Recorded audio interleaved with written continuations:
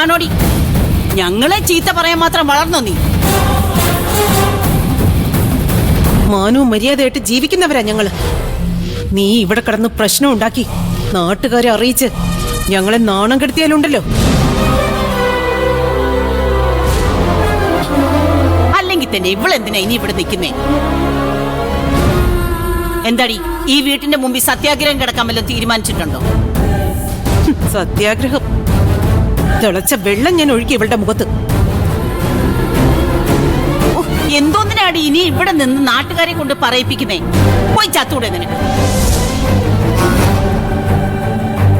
നിങ്ങള് പോവാൻ നോക്ക്.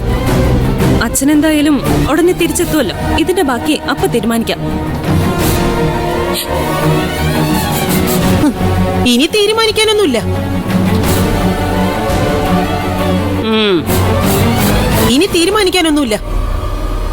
ഇവളെ അച്ഛനല്ല, സാക്ഷാൽ ദൈവം തമ്പുരാൻ വന്ന് പറഞ്ഞാൽ പോലും ഈ വീട്ടിനകത്തേക്ക് കയറ്റാൻ പോകുന്നില്ല. ഇത് നേരത്തെ ചെയ്യേണ്ടതായിരുന്നു. അന്നത് ചെയ്തിരുന്നെങ്കിൽ ഇപ്പൊ ഈ ഇറക്കി വിടൽ ഒഴിവാക്കായിരുന്നു. നമ്മൾ ഇത്തിരി താന്നു കൊടുത്ത അതിവള് മുതലെടുക്കാൻ നോക്കും. അക്കൂട്ടത്തിൽ പെട്ടതാ ഇവളും.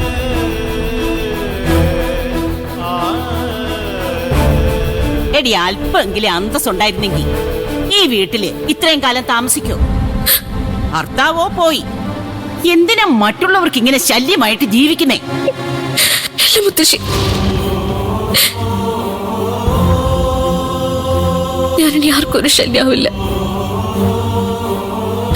ഇറങ്ങാൻ തന്നെയാ പോകുന്നത്.